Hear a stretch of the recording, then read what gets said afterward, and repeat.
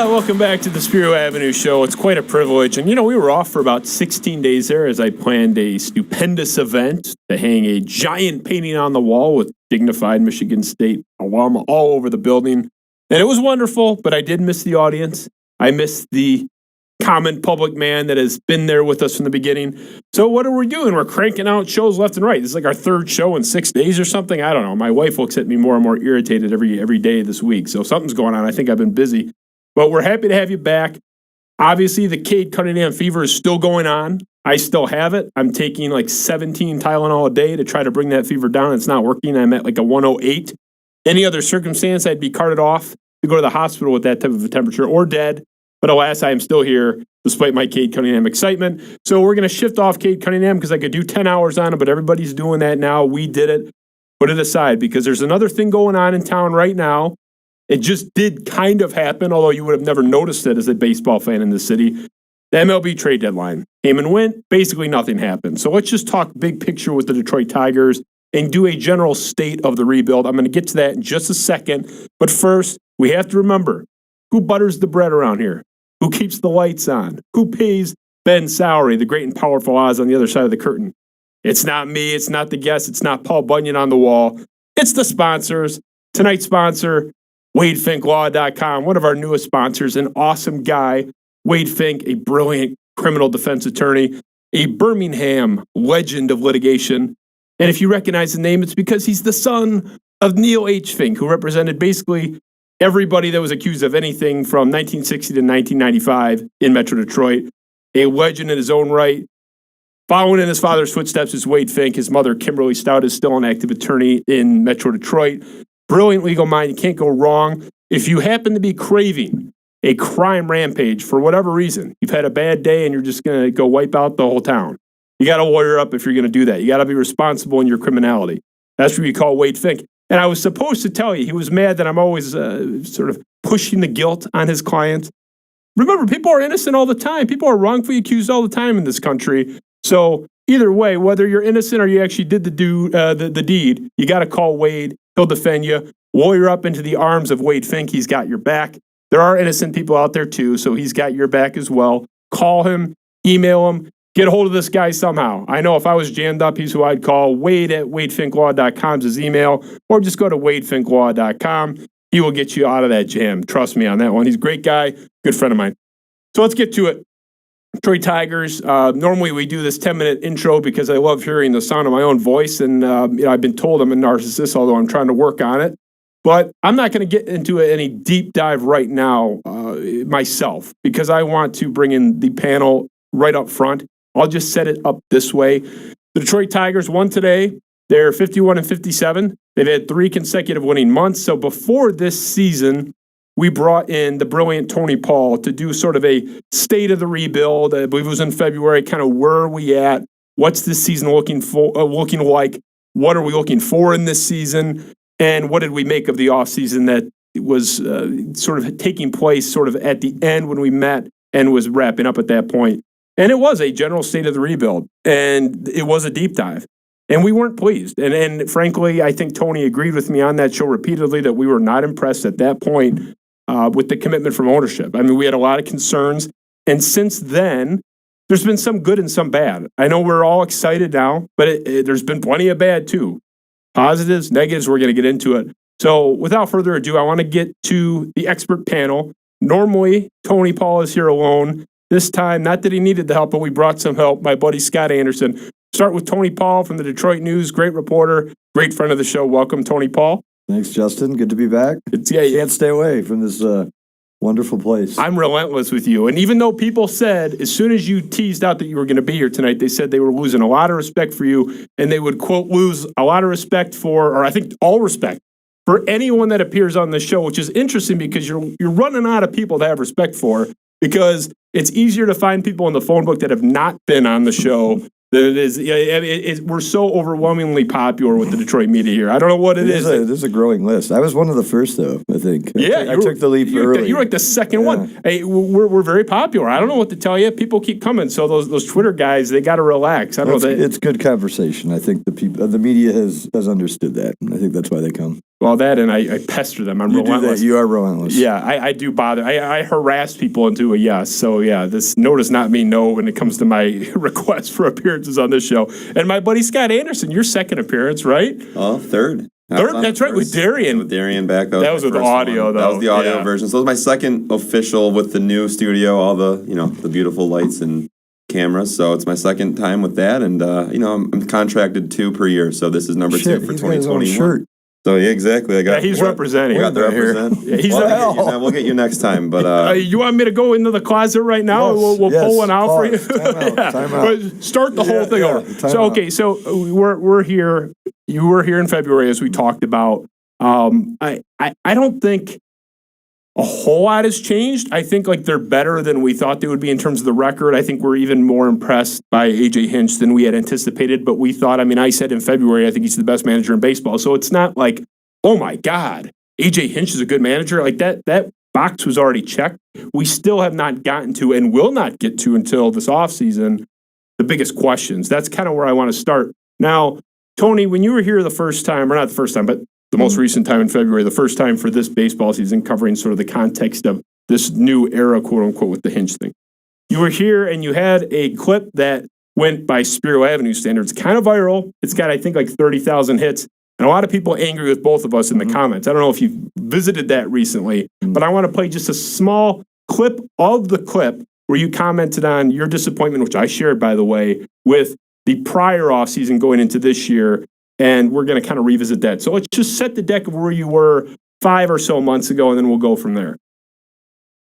I've been absolutely disappointed with what shape the rebuild has taken this offseason, in that I don't think it's taken any shape at all. I think that they've done nothing, and I think this was the perfect time to strike. So I think they have the pieces, but they haven't been as proactive as I would like to see them in filling in the holes and the gaps around, because I think that this team, with some good free agent signings, some good moves, I think this team could be in contention in 2022.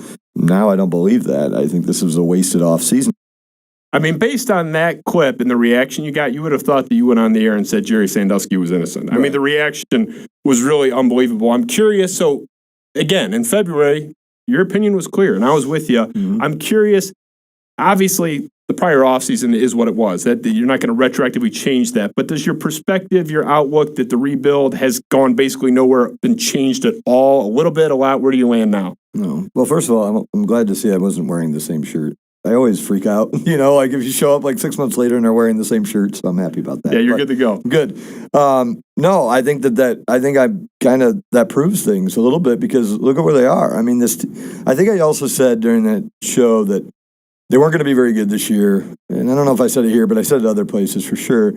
But they were going to be interesting, because we were going to see some of the pieces start to come up and make an impact and see what they have from the young player perspective. And you look at it, 3 consecutive winning months, the first time they've done that since 2016. Clearly, they have some young pieces that are pretty good.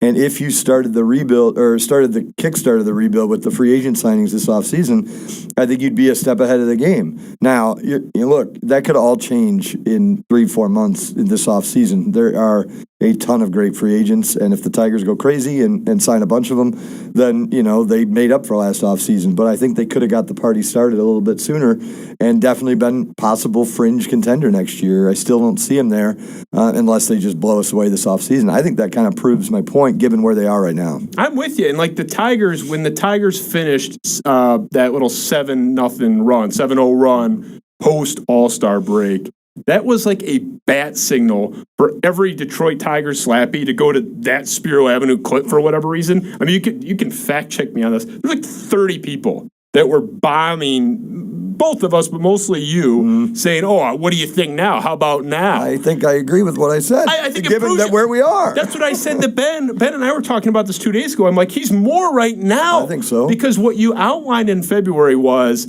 they're farther along. This is the time that you start to do. It's the 04 was to 03. You start to, you get the Pudge, and then 05 it's Maglio, 06 it's Kenny Rogers. It was the time to start rolling. The fact that they're actually showing some life, I think, affirms your point. I agree. I'm confused with anybody that would disagree with that. But then again, it's the fans in this town are interesting, and they all have different opinions, and some of them are weird. But I just think that makes total sense, because if they started last off season and they go on these runs that they've been on, they're closing in on 500. That's insane to me, given the roster that they put out there in April. I mean, if they added a free agent or two and then continued this off season with some big names, I think they could contend next year. It's a weak division. I don't think the White Sox have the makings of a dynasty like a lot of people do. I think they're very good. But until they show it year in and year out, I'm not going to believe that. So it's there for the taking. Now, look, Chris Ilitch could go out, have an epiphany this offseason and blow the doors off and buy everybody. And then, then I'm wrong, so to speak, wrong, I guess. But unless he does that, I think they're a year behind where they could be. I think that they're looking at 2023, 2024 still because of the inaction last offseason. Yeah. So, Scott, I know, not to speak for you, man, but we're in this group chat. Well, he can correct me, okay, Tony. This, you sip your Diet Coke, calm down. But we're in this group chat. We talk about this shit all the time, right? So, not to speak for you, Tony, relax. He can correct me, but I think we were in lockstep back in February too. We were like, "What the fuck are they doing? This sucks." We have just a great opportunity, as Tony said. I agreed with him at the time, to do something. The name I kept throwing out there was Carlos Santana, who his OPS is 200 points higher than Cabrera's. Just do something that you could win 3, 4, 5 more games, in which case they might be at 500. I know we were pretty much in lockstep in February. Kind of is your viewpoint, your outlook any different? Or are you kind of where you were 5 months ago? I gotta say, probably in the same-ish area. It's very exciting to watch the development of these guys, and the team start playing well in May, June, July. Like you said, 3 straight rattled off months of over 500 baseball. So a lot of positive steps in the right direction, and that's exciting. But like Tony just brought up, guess what? We could even be knocking on the door even stronger and harder if we just would have made a couple moves, if the front office would have, it doesn't have to make a splash shot. He didn't have to go after necessarily a George Springer, but, like you said, Carlos Santana, he didn't sign for much. Eddie Rosario, he didn't play that well for Cleveland, but a guy like that, you got to do something a little bit more. And that's, like I said, it's we could be right on the doorstep. Who knows? That the wild card would be tough to go after. Well, that's the thing. If you're 500, you are in the wild card. We are. Yeah, by default. You're literally in the mix if you're 500, and one guy makes the difference. 100%. It's a bummer too. I'm a little disappointed that another offseason where the signings, the 1 year, bargain signings, none of them turn into anybody who can flip at the deadline. We weren't able to flip anybody. Daniel Norris, that was nothing. So it's a bummer that Avila keeps swinging and missing with those free agent signings, because you can sign someone like a Tyler Anderson. You can find a guy, cheap starting pitcher. If they pitch well, a 3.5 ERA, that's a valuable piece that a contender will give you something decent in return for. It doesn't need to be a blue chip prospect, but it can be something. I was called, of all things, the other day an Al Avila slappy, and that Al Avila was pulling the wool over my eyes, which of all things I've been accused of in my life, a slappy for Al Avila. That was a first and probably the last time that'll happen. But my argument was, and this isn't even his defense, it's just this is the reality. The Tigers picked a shitty time to be sellers a couple years ago in that couple year span. It's could you imagine the return? I refuse to believe that Al Avila, when JD was traded, when, Verlander actually at the time had a decent return, but when Upton was traded, that he had these standing offers for a Jesus Luzardo, who, okay, he struggled out of the gate. He's still a top 10 prospect 2 days ago, basically. And just said he had that offer on the table and said, you know what? No thanks. I want this guy who's going to retire, Grayson Miller, or whatever the fuck his name was from the Angels. I just don't think that offer was out there. So you can crush Avila. I'm guessing the guy's not so incompetent that at the time they were selling off these pieces, he probably asked around. The only legitimate knock I would say is the return for JD Martinez was shitty. And what was it, Tony, 2 or 3 weeks before the deadline? It was 2 weeks before, which was always confusing to me. But I've had multiple people in the organization insist to me that there wasn't the market for him that we would have thought, which is shocking to me. I don't know if I believe that, but I've had multiple people tell me that. He was basically a DH. So that limited, even though he went to the National League. He crushed it for Arizona. 29 home runs in 56 games. It's remarkable, that they did have some bad timing. Back when Dombrowski was the general manager, and I hate to compare Dombrowski to Avila because it's done all the time and it's unfair because Dombrowski had an open checkbook and he could do whatever he wanted and do no wrong in Mike Ilitch's eyes. So there's no comparison there. I have to believe if Al Avila was given everything Dombrowski was, that we'd see better returns from Al Avila too. But back when Dombrowski was the general manager, though, things are different. I mean, teams were willing to part more willingly with prospects, and the Tigers got bad in an era where that shifted like a light switch. Like it was over. Like teams didn't want to give up the world for rentals. They just didn't want to do that anymore. Didn't make fiscal sense, and so the Tigers got some bad timing there. They also got unlucky with Verlander. They ended up getting a pretty good package at the time for him, but you look. There was 4 teams that Verlander wanted to go to, or 3 teams that Verlander wanted to go to, and the Yankees, the Cubs, and the Dodgers. The Yankees didn't want to spend. They thought he was over the hill. The Cubs didn't have the prospects. If you look at they didn't have anything, and the Dodgers screwed up. I mean, they absolutely screwed up. If they could have a do-over, they would do it. They would take Verlander. Obviously, they might have won the World Series. Probably would have won the World Series. And I think that's a big reason that led to Max Scherzer being acquired by the Dodgers. I think they realized they screwed up a few years ago. It was bad timing in a lot of ways for the Tigers when they sold off these pieces, and that set them back a little bit. The book's still out on a couple guys, and there's a couple AA pitchers that came over in some of these deals, but it was a lot of bad timing. Very unfortunate. If they made these trades in the Dombrowski era, teams more willing to give up the world, I think it'd be a different story. I mean, go ahead. Yeah, I'm going to say I don't want to butt in, but would you say the pendulum might be swinging back in the other direction where, those years where we were selling off the pieces in 16, 17, 18, that was like the teams weren't willing to give up any of those prospects. It looked like this, at least for me, this trade deadline was one of the more active ones we've ever seen across the landscape of baseball. Yeah. Our team starting to we just get really unlucky with our timing, the Tigers, of when we needed to sell off those pieces, just the teams were not willing to do it. Do you think the pendulum might start to go back the other way? Obviously not back to what it was 10, I think ago. I think you saw it at the trade deadline this year with all the pieces moved for the big names and all that. And I think it should. I mean, because, look, prospects are great, but there's only and we've seen this in Detroit, there's a small window to win a World Series. It's so very difficult to do. The Tigers haven't won one since '84. They had this 8-9 year stretch that they should have won one and didn't get it done. They're not the only team in baseball that's had a good run of baseball and not gotten a World Series. It's very hard to do. So I think that it is swinging back in that direction, and for good reason, because it's so difficult. When you have your chance, you need to go get it and do everything you can to do it. So it is. And unfortunately for the Tigers, for that 3-year window, teams had a different outlook on things. Yeah, and that was like a 3-year period I've only been alive paying attention to this stuff for not even 30 years, but like the rest of my entire life, guys were paying for rentals. And it's like their sell-off aligned perfectly when the entire market changed. Mm-hmm. And that they were not, it's not because Al Avila is an idiot. You may think he's an idiot for other reasons, but not because of that. Because it's not like these rental guys were getting huge packages all around the league and Al Avila was this outlier. That was the market or lack thereof at that time. That part's just like a bummer. I don't know what else can you really do. And I agree with you, by the way. The pendulum swung way too far the other way. Mm-hmm. And we've talked about this, Scott. Like, if I'm sitting there with a chance to win, I don't mean 6 games back of the wild card or 4. Like, I'm in the lead for the division or I'm pretty safely in the postseason and I have a good team. And I have a guy with like a 580 OPS at second base.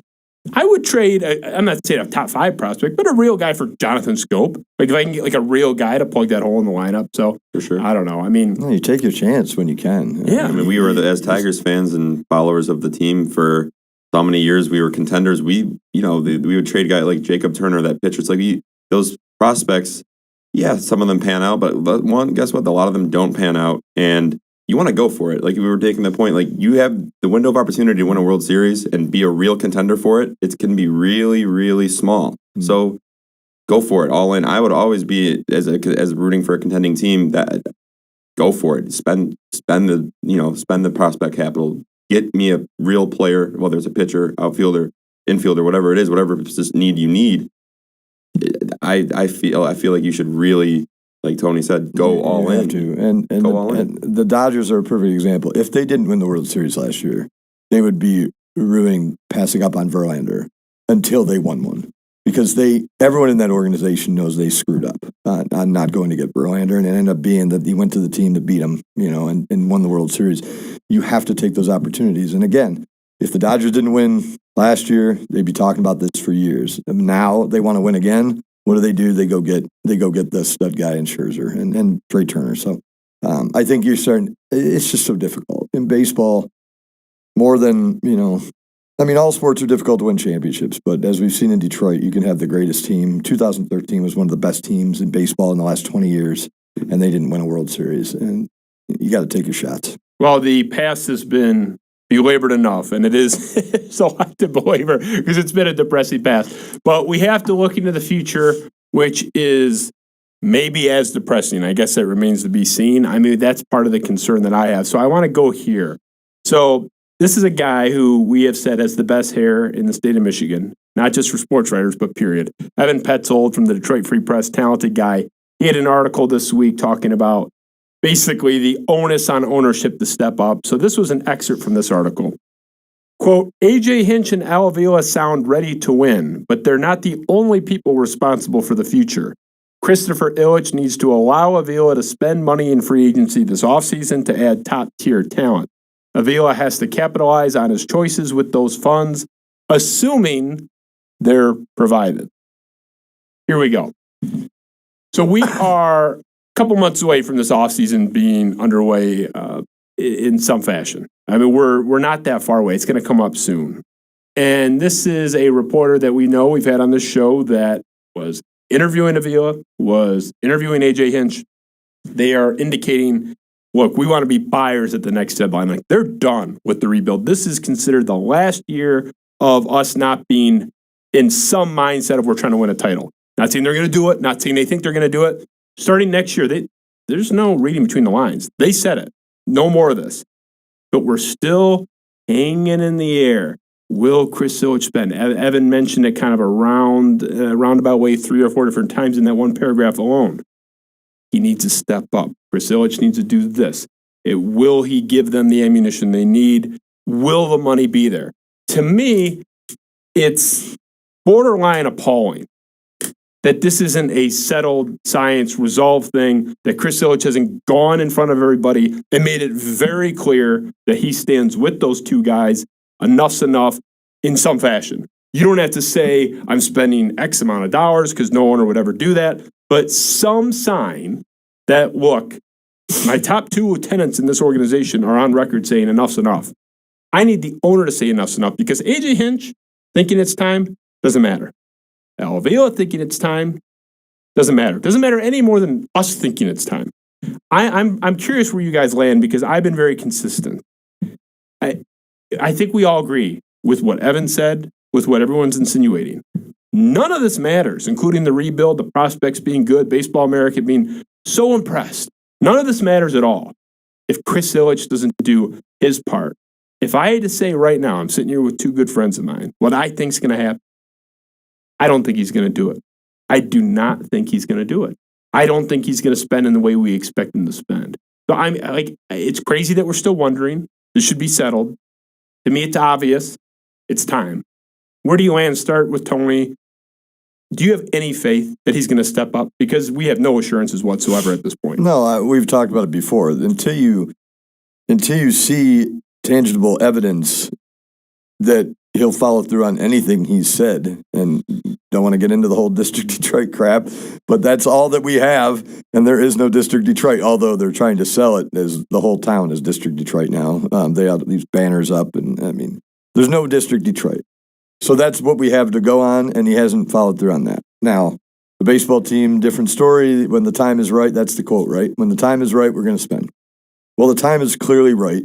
I think you could ask any knowledgeable baseball person in this town, outside this town, that the time is right. This is a team that, with a move last offseason, would be fringe contenders for a wild card right now, with more prospects coming up next year. More free agent pieces would possibly and probably should be a contender next year. So do I have faith? I mean, no. But if he doesn't spend this offseason, there's just going to be hell to pay with the fan base, which is, by the way, is from a season ticket point of view, and that's where the money is for these teams with their tickets. They want season ticket holders, which at their peak during the heyday of 2012, 13, and all that was like 25, 30,000 season tickets, which is massive. I mean, right now, they won't tell us what it is, but season tickets are so low now that for the first time ever, they're opening up the Tiger Club to everybody. There used to be a season ticket perk. Now it's like, you can go. Anybody can go. You buy a $5 ticket, you can go. I mean, that should tell you how low the season ticket base is. If they don't do anything in this off season, I mean, it'll just continue to plummet, and they'll continue to lose interest, and it's time. I mean, if they don't, there's no excuse. I mean, Lynn Henning, we did a podcast a couple months ago. He believes, and we've talked about it on the show, he believes there's going to be one, probably two major signings this off season, which I believe there should be. I'm not sure that I believe there will be, but I think there should be. He believes there will be, and I asked him. I said, "Well, what if there's not? What if the same thing?" And he goes, then it's time for Chris Ilitch to sell the team. Wow, Lynn said that. Yeah, and I'm shocked. And that's the reality. I mean, if you're not going to invest now, when are you going to invest in this team? By the way, your books are as clean as they're going to be. You got one contract on the book with Miguel Cabrera. I mean, you could go out. This team could go out. Now, I'm not saying they go do what Mike Ilitch did when he was spending $200 million and they were losing $50 million a year on average, and he didn't care. I'm not saying you do that. It's still a business. I get it. But with Miguel Cabrera being the only contract on the books, you can go out this offseason and realistically spend $85 million on next year's payroll alone, enthuse the fan base, sell season tickets, and you'll make a profit if this team is any good. You will. And so that it's laid out there for you what you should be doing. I mean, everyone knows it.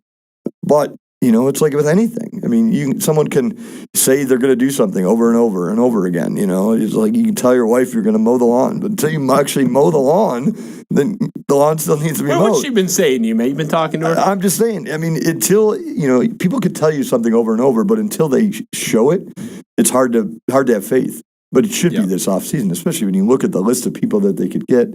The time is now. There clearly is enough talent on this roster to warrant additions. There clearly is enough talent looming in AAA and AA to warrant additions. Well, we've been getting kicked in the nuts for half a decade, and the refrain has been, look, we know it sucks. Like, put your cup on because we're going to kick you in the nuts another 3 or 4 times before this is over. And I was fine with that until last offseason. I'm with you. Because you could see some of the pieces. Exactly. You knew Mize was going to come up. You didn't know what you were going to get. I don't think anybody thought that he'd come out this good. I mean, right away. Patient. We've been beyond patient. I was ready for the rebuild. Yeah. I was fine with it. No, everyone had. Yeah. The rebuild had to happen. It was just like,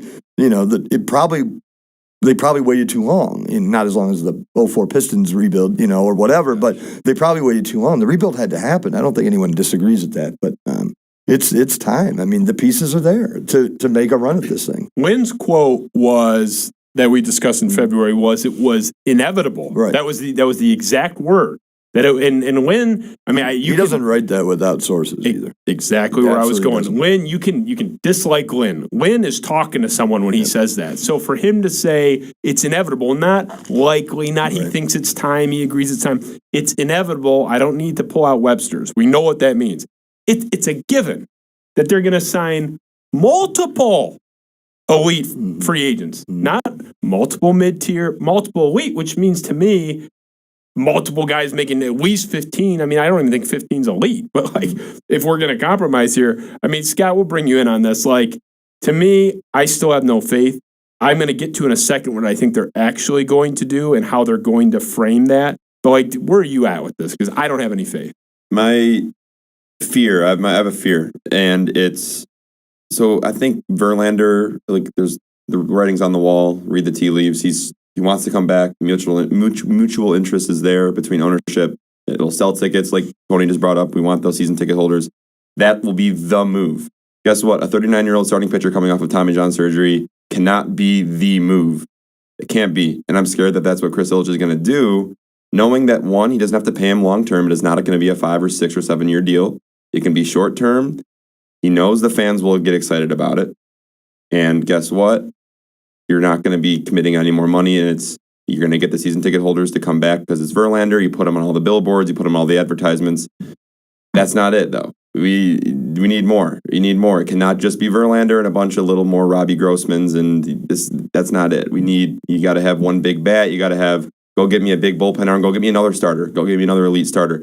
It cannot just be Verlander. That's my fear. That's when Lynn Henning's sourcing. I think that might be ownership's plan. We're going to get Verlander, and guess what? The fans are going to be happy. We're going to shut him up. We're going to put, like a little baby, we're going to put the pacifier in the mouth. They're going to stop criticizing us, but that's not enough. We're in lockstep. I think everyone in this room agrees. We've said for a while we think Verlander's coming back. His brother is basically, Ben Verlander is basically said it on his show. Tony and I have been saying this for like 2 years. No, I have a source that I was says told the that. day after he was traded to the Astros that told me he'll be back. Yeah, He'll be why? back after he'll be You back had it at the end before of I his did. career. Yeah. The day after, Yeah. and the source is like, why fans? They're upset, but he'll be back. He'll finish his career here. I think that's so. It's a no doubter. I agree. I think that's to use Lynn's favorite term, inevitable. As close to inevitable as it can get. Barring some setback in his rehab, but I agree with Scott, and that's where I was going to go. To me, in Chris Ilitch's mind, and for all the reasons you laid out, he can give you Verlander. Here's your teddy bear, and it's going to be expensive. He's not going to sign for $6 million, so he can say, "Look, I signed a big ticket guy that you all wanted." And what Detroit Tigers fan, other than maybe the couple that are in this room, I don't know, Tony's a reporter and divorces himself, but us two, is going to be thrilled with that? Like, I mean, probably most of them. Like you and I, maybe the outlier. I think. I'd be thrilled with Verlander if it's part of a bigger. No, I'm not saying not sign him. I'm saying that is the move, and then you use Robbie Grossman. Like the rest of the guys are making $6 million, $8 million a year. I think that's exactly what's going to happen. So much so that I would be very surprised if that's not exactly how it plays out. Here's Verlander. The fans are going to eat it up because I'm sorry, sports fans are not the most intelligent lot. Like No, they're not. But and I was going to say that Tiger fans, compared to other sports fans, aren't completely stupid. That's fair. All right, they're not dumb. They know that Verlander is going to be 39 or 40 or whatever. They know that he's not the savior. He's not the pitcher he was. I said I didn't have any faith until I see something, but I would be stunned if that's all they do. Hold on. I don't mean all. You think they're? No, I mean that wouldn't. They're going to be. That wouldn't be the holes. marquee move. It can't be the marquee move. Well, I agree with you on can't. Will it be? I think it will. Maybe we'll bet Labatt's on it or something. That's going to be their top dollar guy, like average annual value. I would bet money on. Gun to my head. How much would he get? In average value coming off Tommy John. Well, assuming all the medicals 40. check out, he's throwing well. 3 for 60, 2 for 40, maybe. I would say 20 million range. I was going to say the same thing. 2 for 40 is exactly what I was going to say. A third maybe it can trigger. Triggers with a certain performance or whatever. So I'm going to lay it out because everyone could talk about I'll spend when the time's right. Okay, when's the time and what's spend mean? Spend can mean anything. But I don't like to be in this gray area on this show in particular. I like to get people down. I like to get myself on the record. Here's the bar, and you either miss it, meet it, or surpass it. So here's my bar, and we're calling it Justin's bare minimum offseason. Bare minimum. Anything below this type of commitment, go to hell. That's where I'm at. Bring Justin Verlander home. Should happen. We'll feel good about it. I actually think of all those late 30s guys that end up coming off Tommy John and fail, the one that succeeded was like R.A. Dickey throwing knuckleballs. I actually think Verlander is such a freak. He is a physical freak. He can buck anybody. Yes, absolutely. I think he'll be good. That's the first one. Bring Verlander home. Sign a premier shortstop. I don't even care which one it is. I have a preference. I have a list. But look, if you get your third choice, I'm not going to kill Chris Ilitch. Like, other guys are bidding too. At least the commitment's there. Correa. Seager, I think, is probably going to re-up. The Dodgers have this pretty money out there. I'm not a big Baez guy, but Baez, you have to give me a premier middle infielder. There's like 6 of them out there. And then the third component, spend $8 million plus on another free agent, which is not that much. That's like a lower middle class free agent at this point. This is the bare minimum, not what I'm hoping for. The bare minimum. If they don't bring Verlander back, sign an elite shortstop and spend like on one other solid, fifth starter or a very good bullpen arm. Fuck off. Go to hell. And look, that's all tied into I sat here for 5 years. I let you kick me in the mouth after you wouldn't fix your bullpen the 10 years prior, and that cost you probably 2 titles. We've all been patient. I'm curious, Tony, you saw where I'm at. That's my bare minimum.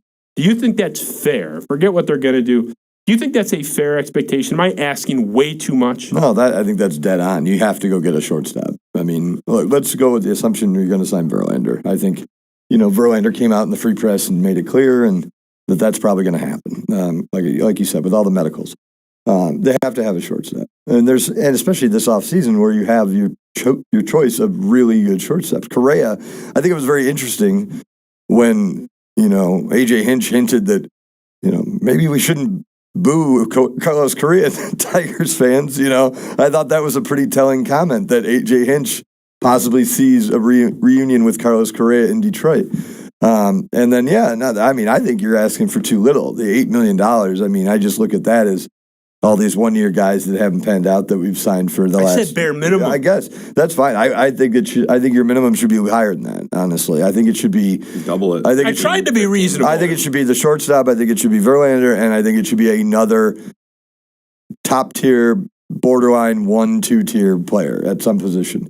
You go get a bullpen arm. I think they have, if they don't sign a bullpen arm, I'm okay with it. I think they have some arms in this system, where I think that they're okay.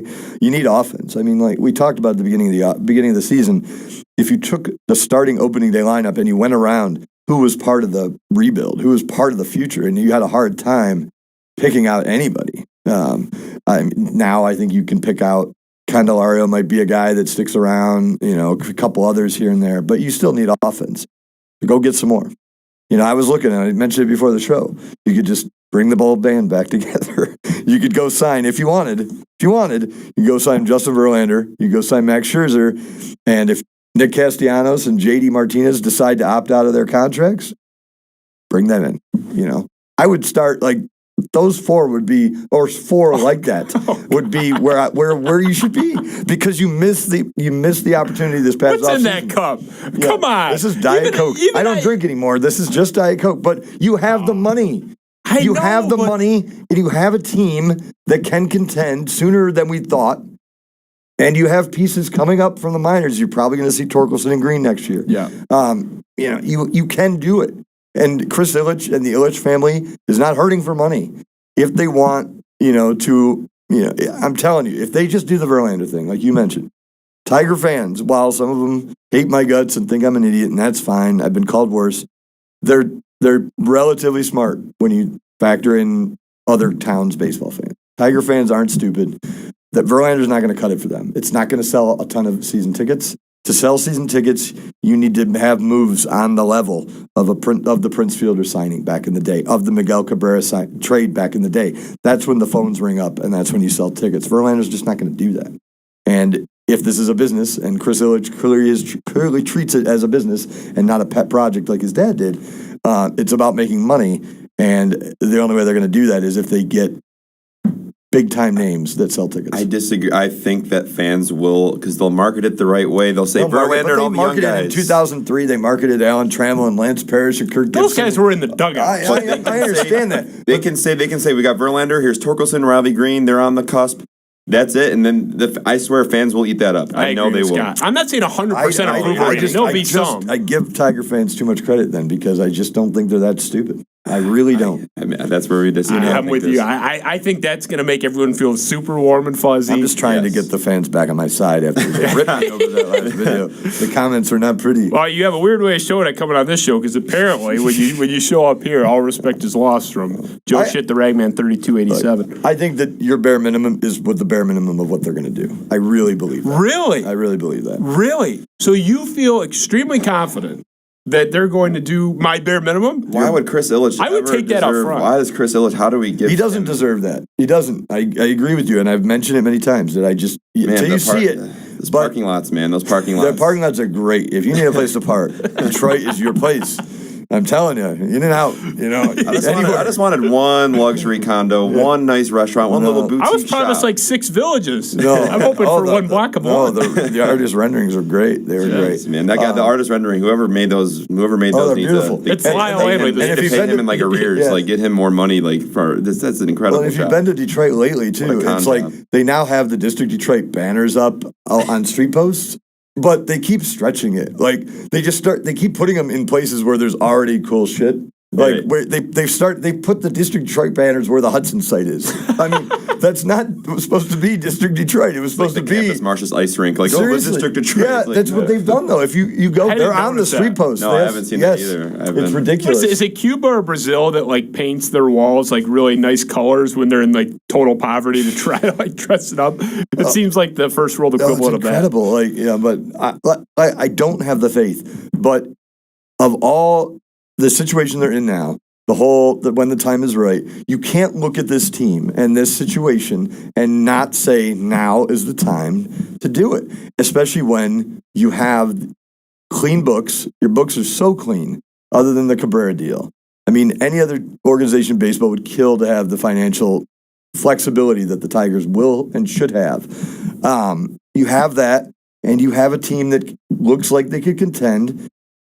It's fans are sick of the rebuild. You've already lost the season ticket base to an extreme. They won't even tell us. They've never told us exactly, but you can be pretty sure that there's maybe a couple thousand season ticket holders right now. And if you want that to continue, then do nothing. But I just don't. I think that he's got to be smarter at business, and this is a business to him. Smarter businessman than that. I don't think he's very smart. I think that's the problem. Chris Ilitch, I think, is just lived off his dad's success and ventures, and now he's sitting here with, he's inexperienced. Look at the way he handled the District Detroit. Like you said, we don't want to go on to the whole nitty gritty with all that stuff, but it's like, hey, this guy, I think he's trying to cut any corner he can, and if he knows that he can cut a corner, Verlander, fans, boom, cheap, and I think he's cheap. I think he's a liar. I think he's, I can go full scorched earth if we want to, but I have no faith in Chris Ilitch. And you are right. You are spot on. This is the time. Right. We have to lock in. Yeah. It's just, I don't trust him to do it. But here's what we talked about in February also. You don't bring in A.J. Hinch if you don't make the assurances that you're going to spend to build a contender. No, you don't take $320 million in public funds, sit in front of the city board and say, look at this pretty picture. I can give you this if you give me that check. Here's the check, and then tell them to fuck themselves. But that happened too. Well, he's not the first sports team owner to take hundreds of millions of dollars from cities. He's not even the first in this town. I get it. It's sick. I mean, the District Detroit thing is garbage. No question. And that's all we have to go on right now. But if you're going to be a legitimate sports owner, we're going to see. And you might be right. We'll find out. You might be right. We don't think he is. We'll find out in less than 6 months. And like I said, I don't have all the faith in the world because, again, District Detroit is bullshit, and he hasn't proven anything. He hasn't proven to be a hands-on owner like his dad was. I don't have the faith that he'll do it, but common sense tells me that if you're going to do it, it's going to be now. And to Lynn's point, if he doesn't, it's time to bag this and sell the team for $1 billion and get out of the business. Yeah, and Lynn is not the type to tar and feather anybody. He's very measured. So for him to say that... he told me that on the podcast a couple months ago, because I asked him, because it was right after we had talked, and so I asked him the same questions, and he's like, they're going to sign, they're going to sign, they're going to sign. And I said, what if they don't? And he says, then he has to sell the team. And... I mean, he's right. I mean, if you're not going to spend now, why are you in the business? I mean, you're not making money hand over fist with this team. If you're not selling tickets, I mean, they do have a nice TV deal and all that stuff. But, eventually, I mean, there's going to be nobody in the stands. Nobody. Yeah. And it won't be because of a pandemic. It'll be because you're a shitty owner and you haven't done what you said, promise, whatever that you said you'll do. I mean, the rebuild's in year 5. I mean, some could argue it's year 6. Some could argue it's year 4, depending on your definition. But the pieces are there. I mean, open your eyes. If you don't see that, then you guys will be proven right.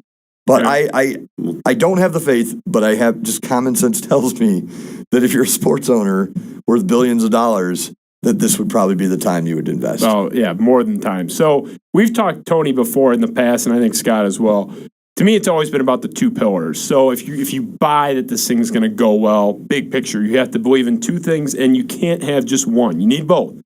Chris Ilitch is going to spend, not like Mike, but just spend. No, he's not going to spend like Mike. No, but he doesn't have to. He doesn't have to. But he's going to spend to a middle market level. You need that. And you need to spend wisely. So those are the 2 pillars. And we've talked about it to death. Al Vila did have a big blank checkbook for one offseason. It was Mike Pelfrey and Jordan Zimmerman and Mark Lowe and everyone else that makes you want to just run for the razor blades. It was bad.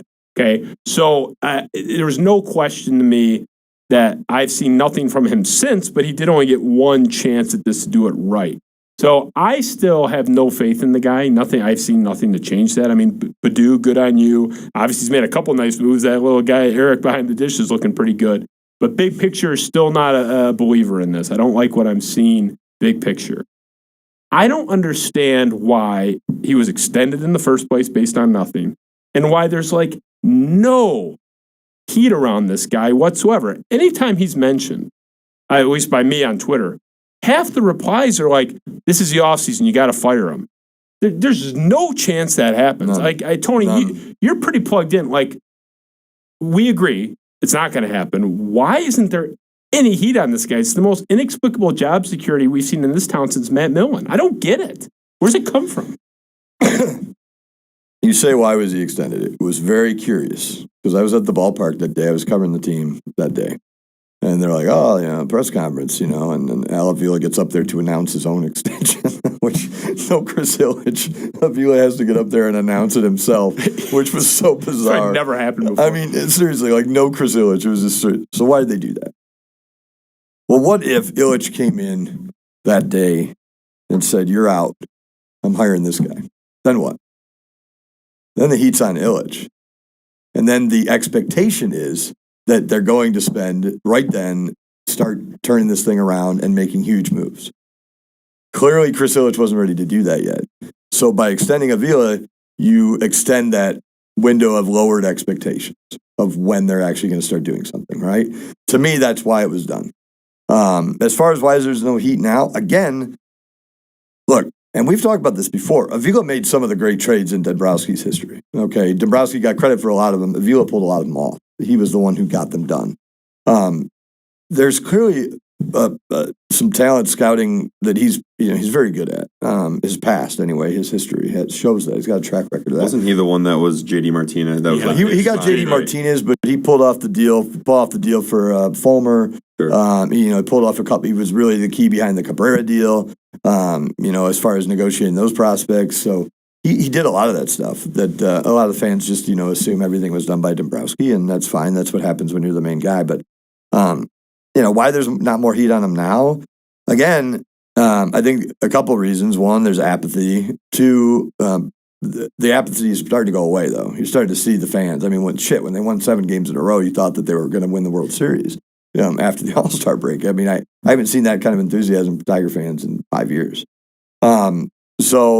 And then the other thing is why there's no less heat on him is, again, unfairly or not, you can compare him to Dombrowski. He's been given a tenth to work with of what Dombrowski had to work with. I mean, that's not even hyperbole. I mean, he's just been given nothing to work with other than that one-off season where Mike Ilitch changed his mind and said, we're going to spend one more time. And they picked poorly. Although, in his credit, he was able to dump the Justin Upton contract off on the Angels. So, he did pull that off, which I thought was a modern miracle as well. But we'll see. I honestly think the extension, though, was about Chris Ilitch lowering expectations. Because if you make a move and you go bring in whoever, say you bring in Theo Epstein, well, then the expectation is we have to spend now. Yeah, that's a great point. And they weren't, clearly Ilitch wasn't ready to do that. He wasn't even ready to announce himself that Avila had been extended.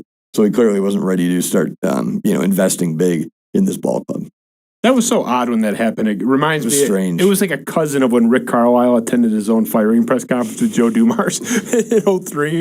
It's like, Rick came here today to announce that we're letting him go. It was like, what the fuck? It never happened before or since. But I want to transition to this last Tigers topic before we get to our speed round, which is always riveting and fun. It gets longer and longer, too. Well, especially when Justin Rogers is That's here. what I heard. Colleague You said that was like the whole show. It was like an hour and a half. I mean, it's like a 3-hour show. Like 2.5 hours was a speed round. But yeah, I like Justin though because he's on the short list of guys that'll call me stupid on my own show, which I really like. I like guys. He's not afraid to call anybody stupid. Oh, he's hilarious. I love Justin. He's a good guy. Man. He's a great reporter, great writer, great guy.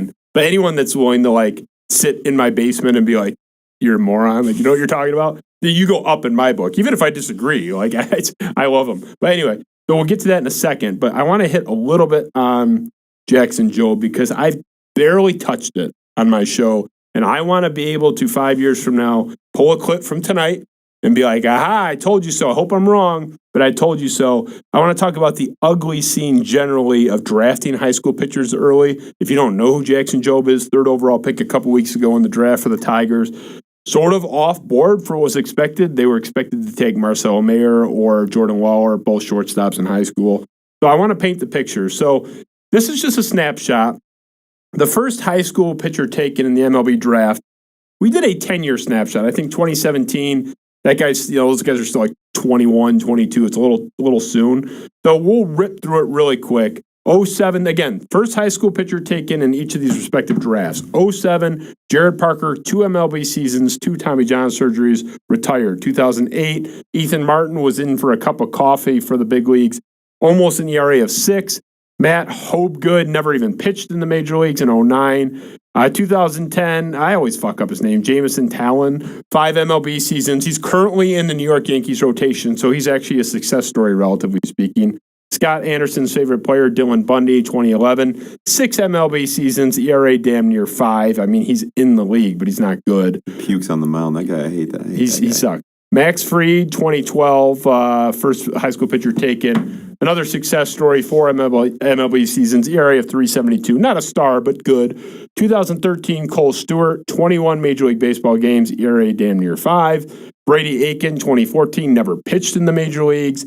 Kobe Allard, 2015, 3 MLB seasons, ERA over 6. And then finally we'll finish Ian Anderson, a relative success story, currently in the Atlanta rotation, ERA of 3.56 for his career. So of those 10, you have 0 All-Star game appearances. So none. And this was like the top high school guy in all those drafts. You have 2.5, 3 that are like in rotations, pitching pretty well. There's no stars, but a couple guys that are solid, they're above average. No stars out of all those guys. And third overall pick, you're hoping to get a star. So I want to transition to Tom Varducci, one of the top respected baseball writers in the world, of SI at the time, although he's been at The Athletic, he's been NBC, he's been all over. So this was a couple years ago. He was talking about the disaster of drafting these kids. Quote, major league teams keep wasting first-round picks on 18-year-old kids who throw harder than major league pitchers, which is like hitching a ride with a kid with a learner's permit behind the wheel of a Formula One race car and hoping nothing goes wrong. They're still developing bodies, just aren't equipped to handle the forces of extreme velocity over and over again. And that was lifted from an article, by the way, that had a detailed data report on how disastrous these picks tend to be in the first round. These guys have more Tommy John surgery than any demographic by a country mile. It's not even close. They're way beyond the college pitchers. So he fits the profile, Jackson Jobe, guy throwing 99, has hit 100. Of all these guys blowing out their arms once they advance closer to the major leagues, or basically as soon as they get there. I don't buy the pick as a wise pick. The guy may be the most talented player in all the draft. Obviously rooting for him. But I have to look at the data. We took a snapshot there. Varducci, if you want to look up his article in SI a couple years ago, really brilliant and detailed. I don't buy it. I would have taken one of the high school shortstop. I think it was clearly the riskiest move on the board, doing exactly what they did. Like, Tony, am I just being curmudgeon, cynical, Spiro Avenue show Justin here? Like, where do you land on the Jackson Jobe pick? Well, I understand the concerns. I also understand that, there's an awful lot of Major League Baseball draft experts on something that is such a crapshoot. Every pick in the first round of the Major League Baseball draft, there's no sure thing. It's the one sport that you just don't see guys. You see guys not pan out more than pan out of even the first round. So I get the concern. I also get that here's a guy with those 99, 100 miles an hour who doesn't have much wear on the arm. He hasn't pitched very long. He's only pitched a year or two in high school. He didn't get into it until And you can look at the first guys that were drafted, but you can also look at there've been other high school guys who've been drafted in the first round. Have turned out. Maybe guys that didn't throw 99, but Rick Porcello, won a Cy Young Award, had a pretty good career. If Jackson Jobe turns out to have a career anywhere in that range or a little bit better, for baseball, that's pretty good. Matt Manning was drafted out of high school. We'll see how he does. So the baseball draft, would I have rather had him take a shortstop? Of course, a cornerstone guy, maybe a safer pick. But shit, just because it hasn't happened before or in the last 10 years doesn't mean it can't happen with this kid. So baseball draft is, if you look at the numbers, everybody knows. No one has a clue. I mean, you're looking at 2,000 prospects across the country. No one has a clue how these guys are going to turn out. And in baseball, more don't turn out than do, even in the first round. So that's why I'm not down on the pick, because I just, I can research and look at all this, but, there's a lot of experts in the Major League Baseball draft, and I just don't think that it's possible to have that many experts in something that is such a crapshoot. Well, I agree that it's a crapshoot, and I agree that it's extremely hard to hit on guys. Even in the first round, and even at the top of the first round. I agree. But if you look at the data, one is more of a crapshoot than the other. They both have low hit rates. One is notably lower than the other. So if I want to succeed, I want to pick a good player for a franchise that could use help at any position. Do I want to take an 18% chance of getting a good player or a 4% chance? Yeah, an 18% isn't great. More than likely the guy's going to be nothing. But it's a fact. It's a demonstrable fact that demographic is riskier than the others. That's not, it's all a crapshoot. It's objectively true that it's the hardest demographic to hit on. So it is a crapshoot, but they went to the biggest crap of the shoot. They took a risk. I mean, there's no question. I mean, a shortstop, of the caliber of the guys, that they were looking at. I mean, of course, that's going to have probably a better percentage play than a kid who throws 99, 100 miles an hour, and there's one pitch from blowing it out, like anybody who throws 199 miles an hour. So, I agree that it was a risky pick, but I refuse to get all up in arms about it, because I don't think we're going to know for a while. And I don't think I'm convinced that, that shortstop's going to pan out, for the Red Sox better than Joe pans out for the Tigers. Yeah, I'm just not convinced. I hope it does. I mean, Scott was a high school pitcher that threw with his hair on fire and ended up hurting his arm. So I don't know if you want to weigh on it. I mean, did you like the Joe pick? I hope he's good. But I can offer a little bit of perspective on it. So, like Tony alluded to, the guy that started pitching, 12 months ago, 18 months ago? Like June of last year. So at first, I will say on the day of the pick, I was furious, up in arms. Thankfully, we didn't pass on Leiter. He got taken the pick before, part of Texas. So I wasn't that would have made me peak angry. I would have been, fire Avila, get the pitchforks out, everything. But, I was still upset. I was pissed. I said, this, like you said, the sample size, high school pitchers, big risk. This is an outlier. So a lot of these kids, I played travel baseball, competitive baseball growing up, playing 9, 10, 11 years old. These kids are throwing curveballs at 10, 11, 12 years old, and their arms, you're not even through puberty yet, right? Mm-hmm. And I was doing that. Of course, every arm has an expiration date. Doesn't matter if it's, you start at 10 years old, 11 years old. Enough pitches. I've seen kids that were throwing 80, 90 miles an hour at the age of 13 or 14. And most of them never end up making it to college because they had some arm injury, something happened. The silver lining, that's the thing I was saying. I was very mad first reaction at the pick. I started kind of doing a little more reassessing.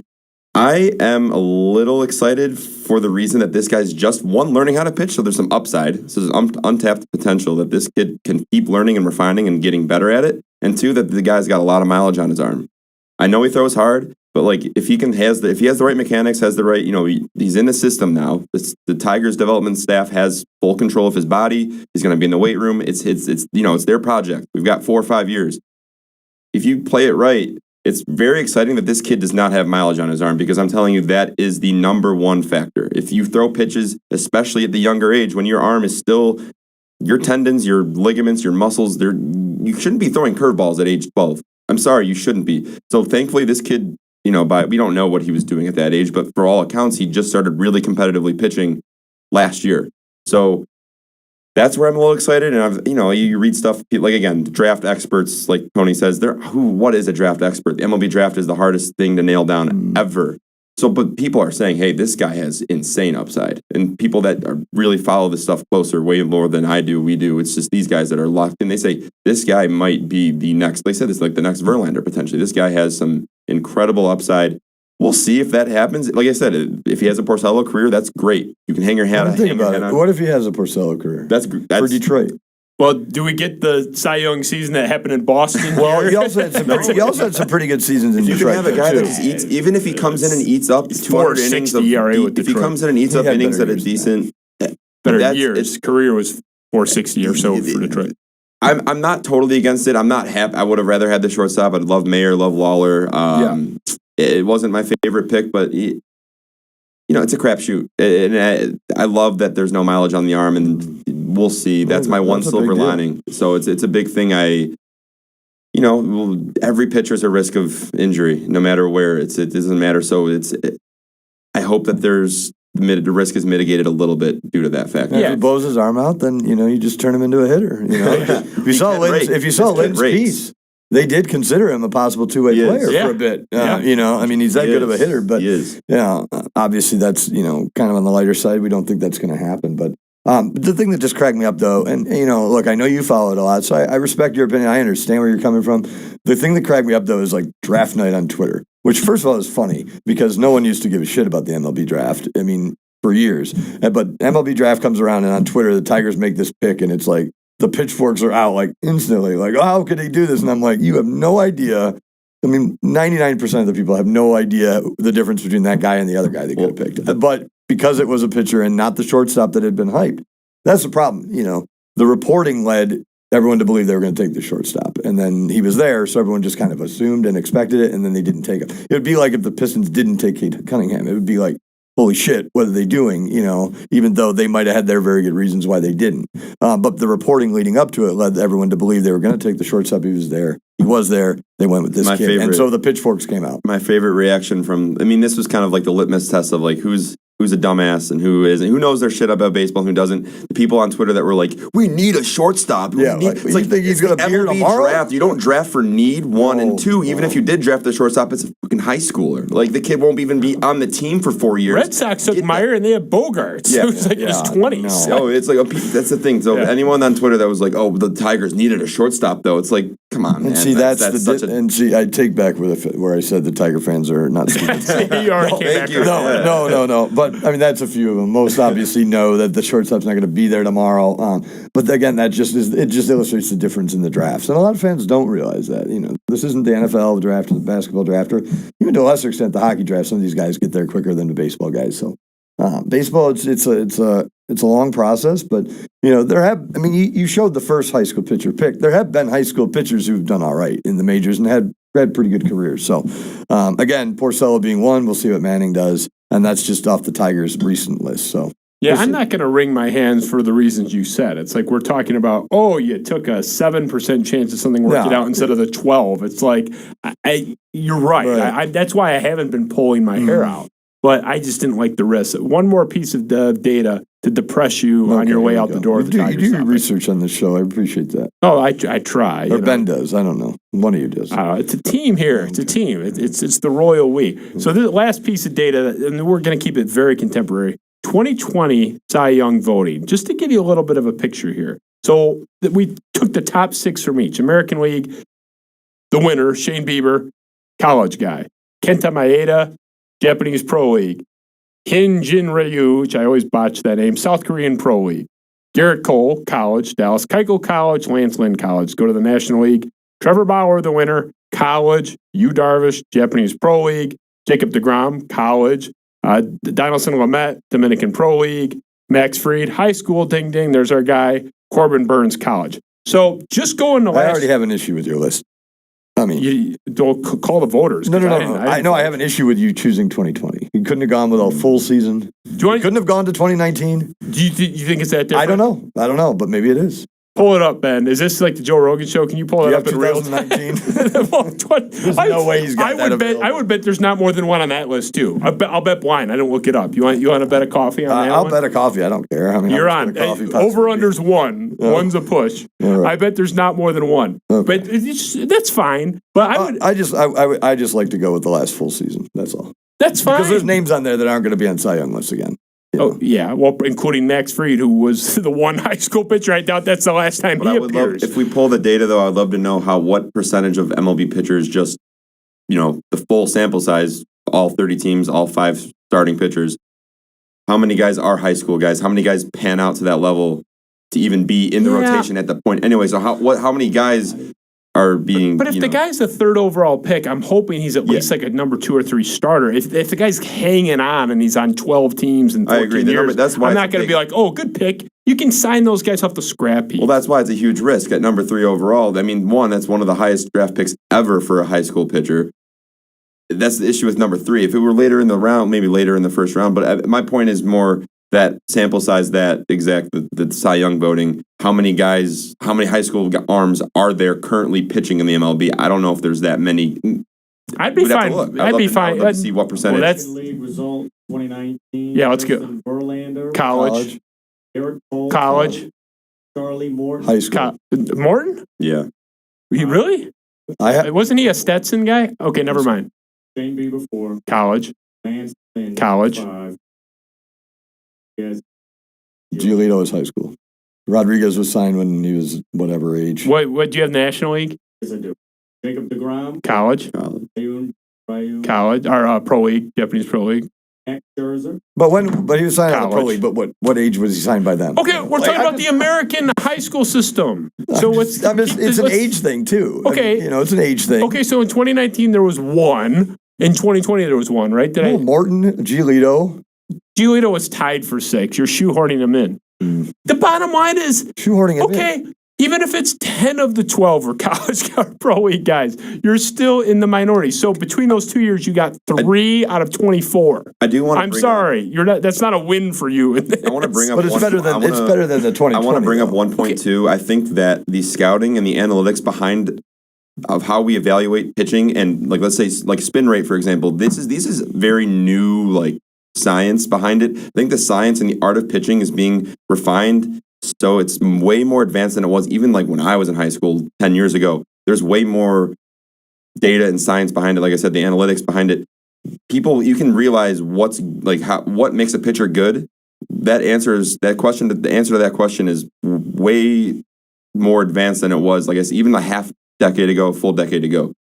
The way that these teams, and they hire very smart people that follow this stuff, and these guys are starting to go into these programs, throwing programs at 15, 16 years old, and they're being surrounded by major league evaluators, and they can see, this guy has this spin rate on this pitch, and it's we've seen with Job, he has a spin rate on this slider that's absurd. It's breaking records, which again doesn't mean anything necessarily, but it's science. It's real. I stand behind that. The injuries, the concern, though. It's not the talent, Scott. It's the injuries. It's not these guys are going to suck. It's the fact that these guys read the Varducci article. I'll send you the link. It's catastrophic. These guys all have. Job's an outlier. If he wasn't pitching like he would, I'm telling you, I hope he is. It's an outlier. If he wasn't throwing those heavy innings on his arm at age 12, 13, 14, 15, that's a huge factor. He might be the best talent in the draft. I hope so. The National League in 2009, 4 of the top 10 were high school. And one of them. You went to 2009? No, 2019. 2019. The ones we in the National League. Which ones? 4 of there was Flaherty, Soraka. Who was the other one? It's a shitty year for the National League. But here's a name that might ring a bell as a high school guy, Clayton Kershaw.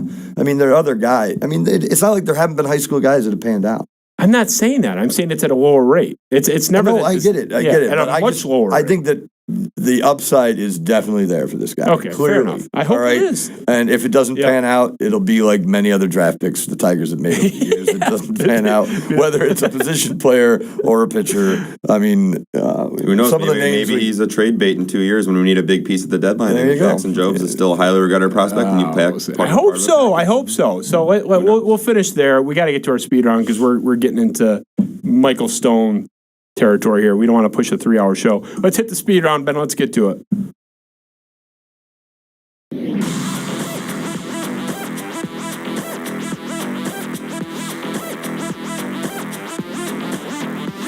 I'm ready for this one. So we'll keep it tight. We're going to keep it nice and pretty. I don't know if you guys have been following Twitter, but we're all Spartans in this room, despite what Twitter says, that Tony Paul hates his alma mater. I don't know if you guys saw the Spartan Dog Con, the Mel Tucker recruiting thing where he had everybody and their brother up in East Lansing. If you didn't see, you can't comment. But did you guys see this? What did you make of Spartan Dog Con? Did you guys catch this? Was the thing at his house? Oh, we're going to have to burn the first round. You guys not have Twitter account? I do. I saw there was a big event at his house. Yeah, Spartan Dog Con. Is this what I'm talking? Is this? What Yeah, you're talking? Okay. well, his I saw- house was I on saw campus. He had everybody up there. I saw some brief stuff about it, but I didn't dig too deep into it. Well, we'll flip it to this. Mel Tucker's recruiting, and I don't mean like the kids he's getting. His approach, his style. You guys buying this? You think it'll work? I'm into it so far. It seems like I like the energy that's in the program. To keep it short, it seemed like the Antonio era was getting real stale, and I think Mel completely just reinvigorated and just with fresh new energy, which was like beyond needed. I'm excited. You know, the result. It's only a year or two. I mean, I don't even really count last year because of COVID and all that stuff. He didn't really have an off. They beat Michigan. They beat I count that. I count that. those two. I count those. I count that Michigan. Two of the games counted for sure. Trust me, but like I mean, from a big picture standpoint, like there was no development, there was no real offseason. He didn't really get to know his players. It was all over freaking Zoom. Like this is the real. There's a lot to be still said, but like I love the way the approach he's taking. He's like really buying into like social media, and that's what these kids love these days. Instagram, all that stuff. Like I'm very into it. Yeah, You buy the vibe, Tony. Buy it. Look, yeah, I mean, clearly, he put together an interesting team, first class, recruiting class. What I like about it is, again, he gets into the things that the kids are into, that Instagram stuff, the photo of him on the bus with Paul Bunyan, the photo of him with the cigar. I mean, he gets it. I mean, he's definitely trying to build his own brand there, but also what I like, and D'Antonio did a really good job of this early in his tenure, but like you said, I agree that things got stale toward the end, but it's bringing in the past players, bringing in the family, the Spartan family, and getting them around the program, and I think he's trying to do that, and I think that's very important, is getting all these people in and bringing these people back who were part of the program. I think he's doing that, so the results will speak for themselves. They got a long way to go before everyone can put him on the level of where D'Antonio was. But there's some excitement. I mean, TBD on the X's and O's. We haven't seen him in any close games really. The Michigan, that was a double-digit win until a garbage time touchdown at the end. Like for the most part, they won those two games or got completely destroyed. I still don't know how this guy is with clock management. We saw him 7 games and there was no clock management scenario somehow, not even one. So we'll see. But as a CEO, I think he's brilliant. Get back to baseball briefly. Believe me, the Tigers won't be part of this discussion. You're 2021 World Series champion. The deck was reset. A lot of those top teams made some crazy moves. Gun to your head. We'll start with Tony. Who is the champion this year? That's tough. I'm going to go, just because I love their manager, I'm going to go with the Giants. I think that they're an interesting team. And I think Gabe Kapler was in just a shitty situation in Philadelphia, as Joe Girardi has inherited. I think that I like that team. If I'm going to go with an outside the box, anybody can pick the Astros or the Yankees or whatever, but I'm going to go with the Giants. Yeah. I hate to be the Dodgers. That team is so loaded, and I know that's probably the easiest answer on the board right now. They're obviously the Vegas favorite, especially after the Scherzer and Trey Turner trade. I don't see it once Kershaw gets back off the IL and once Seager gets back, and I mean Bellinger's been playing like shit, but he's still Cody Bellinger. He'll be fine. Like that lineup is atrocious, nasty good. Like the rotations, the bullpen's a little iffy. Kenley Jansen's not what he used to be, but they'll figure something out. They'll find someone to throw back there, whether it's David Price in high leverage situations. They'll Which, figure. by the way, I forgot David Price was still a thing. Yeah, right. Like I forgot that's your buddy. I know. I forgot that he was still around. It's your best friend. So Dodgers, man. I think They're they tough. They're tough. The only reason I think I like the Giants, if anybody to beat the Dodgers, would be the Giants. I think there's It's a bummer the Padres lost Tatis. I mean, hopefully he's back for October, but Funny that the Giants kicked us in the balls in 2012 and then completely tanked.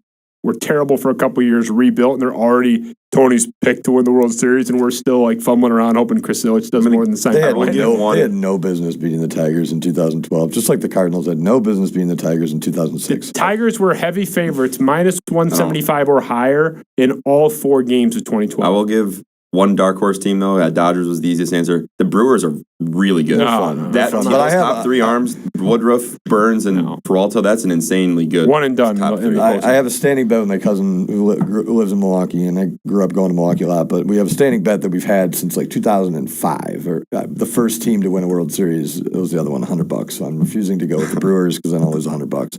I had so many opportunities to win the 100 from him, but I'm going to say no on the Brewers. You're safe, and I'm with you. I think so. We'll move to this. I had a But they lot do have of, Daniel Norris now, so Yeah, that's the missing piece they needed. don't bring up that name with Tony and I. Tony I and made a mistake. I made a mistake on Daniel Norris. So- I expected so more. did I. expected more of him. The support group is right after the show. Yeah. You and I are the only I ones thought that attending. he could have turned into an Andrew Miller type. Me and too. I was wrong, but he did hit one hell of a home run in Wrigley Field, and I was there for that. So, We'll always have the Wrigley home dead run. center. So- Dead center. We'll move to this. I got a lot of shit from MSU Twitter, which those guys, I mean, you would think that I hated Michigan State, but you know a thing or two about the friendly fire in that brigade. I do. So I'm recycling this. So this was something we did a couple months ago. I got killed for it. I stand by it. I looked at it again. I wouldn't change a goddamn thing. Justin's all-time Izzo era MSU lineup. Now the rules are I got to take this team into a hypothetical NCAA tournament. So not a whole season, not an all-star game. If I had to pick a starting five plus 1 6 man to go into an NCAA tournament, and my life is on the line, I have to win those 6 games. Who am I taking? And that criteria matters because there's circumstances where this would be a different list. I took Mateen Cleaves as my starting point guard, by far the most drama with that pick. Jason Richardson, my number 2 guard. Denzel Valentine, number 3, small forward. At the 4, power forward, Draymond Green. Xavier Tillman at center. 6-man, Gary Harris. Now, right off the top, I admit, this lineup is small. I'm aware that my tallest guy is like 6'7". I'm aware. So that was one of the other criticisms. X is like 6'10", 6'9". He is not 6'10". He's 6'9". X is 6'9". He is 6'8" tops. Regardless, Whatever. there's no 7-footers. There's no 6'11" guys on this roster.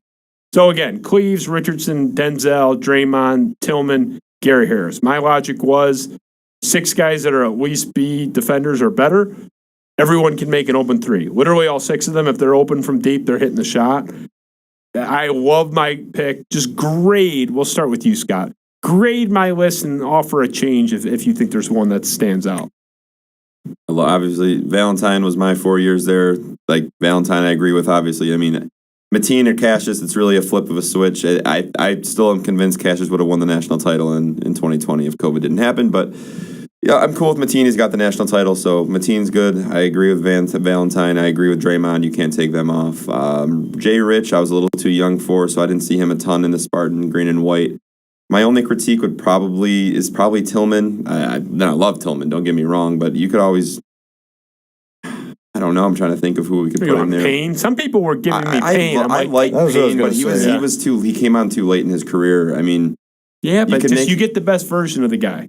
the best version of okay, so Yeah, he would have been my guy, and a lot of people, he gets overlooked because he was part of that rare group that never made a Final Four. But he would be Payne would be up there for me. Payne was rarely good his senior year. Yeah. I probably put Payne over Tillman. It's close. Tillman is such a better defender, though. You're right. The 6, Gary Harris, I loved, so I was cool. Honestly, I probably would put Gary Harris over Jay Rich in the starting lineup. Just again, that Jay was Rich was reasons. so good. But I was too young for Jay Rich. I got shit for No Morris Peterson. That was Mo P was great too. Yeah, I mean, and that that whole was my 2000 hardest team. You could pick so many guys on that team. Peterson was actually my hardest cut, even harder than Cassius. Charlie for me. Bell, how good a defender he was. I Yeah. mean, you could have picked a lot of guys. Not a bad list, though. No, No, it's I'm pretty all. It wasn't like a mortifyingly bad list at all. No, There that's was good. Are you looking for accolades? I'd give you an A. Does that make you feel better? I give needed you that an A. affirmation. If I didn't get that, I wasn't going to sleep tonight, Okay, actually. we'll So give you an A. especially after you brought up that there were 4 high school guys last year in the National League. I promise. Including Clayton Kershaw. I You don't didn't- mention okay. that he was a high school guy. He's Yeah. pretty good.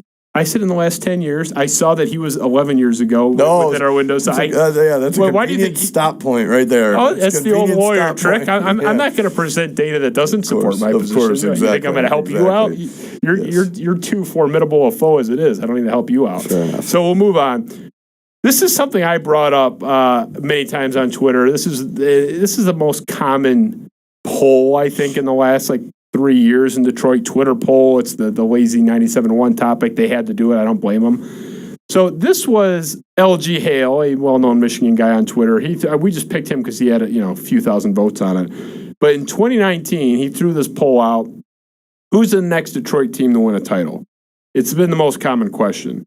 And at the time, right at the end of 2019, basically at that point, almost 2020, 64% said the Red Wings.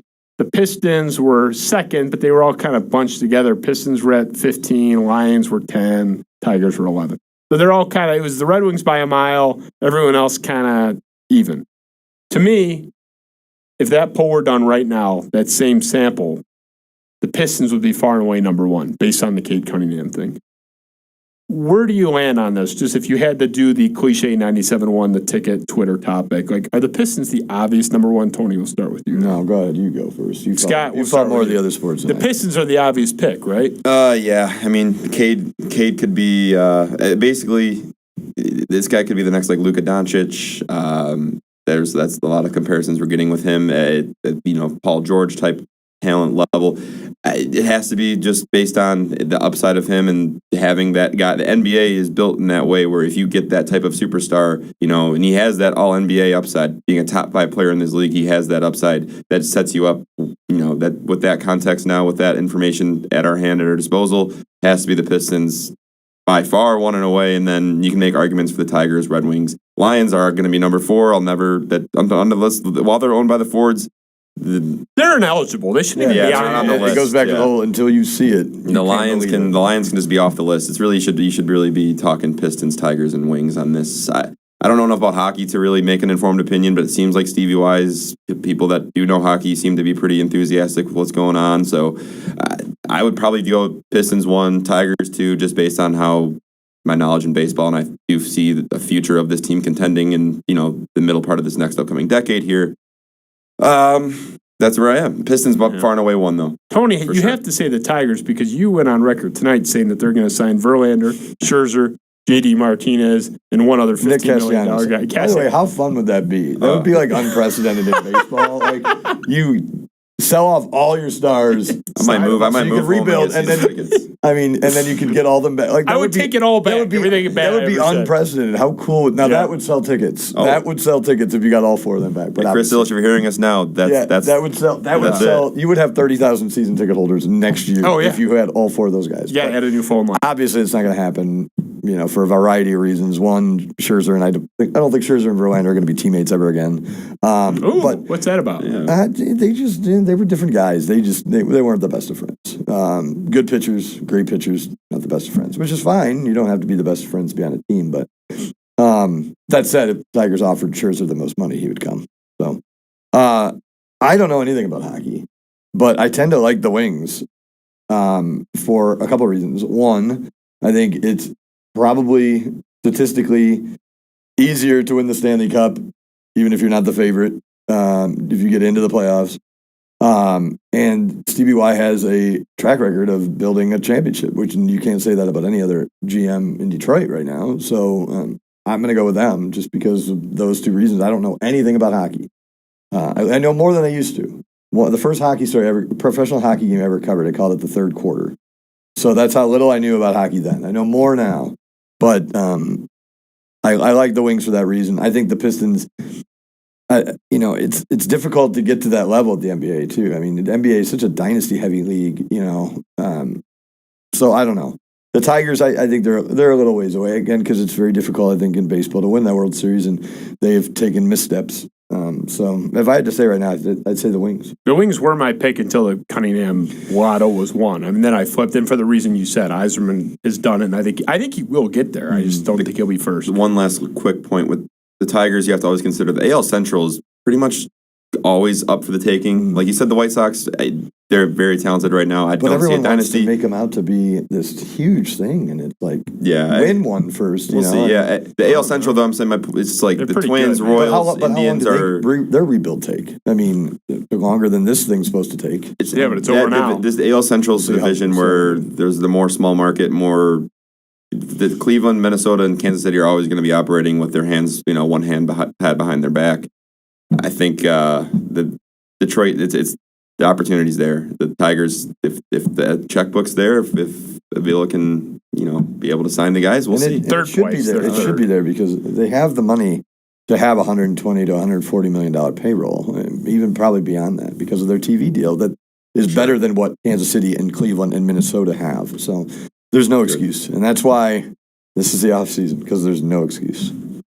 That 7-8-9 for the White Sox is pretty good. Kopech, Hendricks, and Kimbrel. They're a good team. They're a good team. That's like an all-time back end. They're a good team. But people have been raving about this White Sox rebuild forever. I mean, people have been raving about this White Sox rebuild forever. So let's I was one of them. Let's see it play out. It took forever. Me a White Sox. It took forever.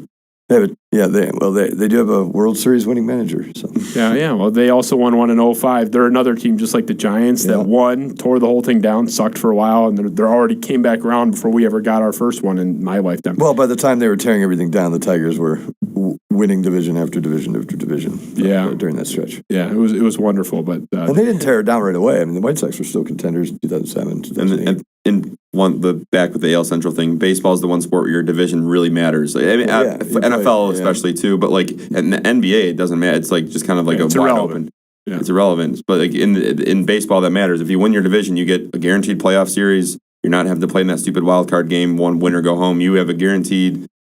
The division is a very important context that the Tigers, if the card, you get the right pieces, you can see another, 3, 4, 5, 6 years of sustained success, and let's go win those. Let's win a 3-peat, 4-peat, win that division over and over again. And then that's the thing. Once you're in the playoffs, once you're in October, baseball, all bets are off. All bets are off. All bets are off. Who has the hot pitchers? Who's got the hot bats in October? Third place. I'm sorry, but they're my favorite team in town. I don't know about the Wings. I can't talk intelligently about the Wings. Third place. Moving on. So this is totally off topic here. This will be interesting. Your one dream concert. I threw my main guy up there. If I could have seen, Queen, but Queen with Freddie Mercury. I don't count Adam Lambert. If I could see Queen with Freddie Mercury, that I'd pick that over Beethoven. Do you have a dream concert? Preferably someone that's dead, because don't tell me someone that's performing now, because you could just go see him. Go to StubHub. You guys are both rich. Figure it out. Scott, we'll start with you. Your one dream concert. They're starting to cancel concerts again, by the way. It's pre-COVID. Where there's no COVID in this hypothetical. The guy's dead. We can't get much more hypothetical. If I say a dead guy, so I'm a little younger than you guys, but I'm a pretty good EDM guy. So Avicii passed away a couple of years ago. Avicii would have been a really cool show to see. That's my pick. That's fine. Yeah.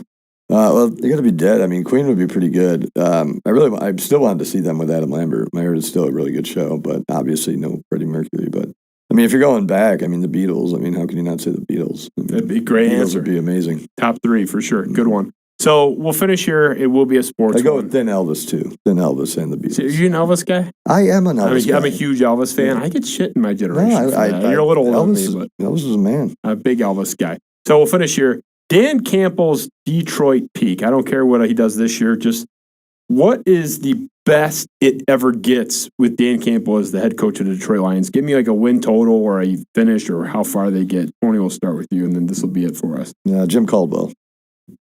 As far as Jim Caldwell got, what's that, 11 wins in the playoff? Yeah. And mostly his peak was, barring that 1 year, kind of a 9-ish win, get blasted in the wild card. And then it'll be right there, and he'll probably keep his job longer than Caldwell did. And I will go with that. The hype is great, but we've seen this before with so many football coaches. The hype is always louder than the actual bite. So, yeah, I'll go with that. I agree. Again, it's a show me thing too. With the Lions, you just never believe. That was the exact. I was literally going to say where he took the words out of my mouth. I was going to say Caldwell. Yeah, like a wild card contending team. If that would be the maximum highest probability of outcome. I can't see Dan Campbell leading like a 13-4. Now there's 17 games. 13-4. Juggernaut. We're gonna get a first round bye. Nah, I don't buy that. And he would be Jim Caldwell for the same reasons Jim Caldwell was, where the players are gonna love him. They're gonna go through a wall. If you get players to just not be an open mutiny in the NFL, you're already better than 10 of the teams. Just the fact that they're even trying. Adam Gase. You go through Hugh Jackson. Any given year, 5 to 8 teams at least are in open rebellion. Football's the sport, man. Pretty early under. We found out later, but they were pretty much like that from the get-go under Patricia. They were one of those in the Patricia era. There's always half a dozen or more. Football's the sport. You need a locker room to be bought in, because if those guys aren't bought in, you need to be physical. It's hey, if you guys aren't going all out on the field, you can tell, and it's right. If a poisonous locker room in the NFL or college football, same boat. That's just a disaster. Yeah, that's true. You hear about stories of baseball teams that won championships that hated each other. A lot of guys on teams, but football, you just feel like you have to have, it's a small locker room for a big roster.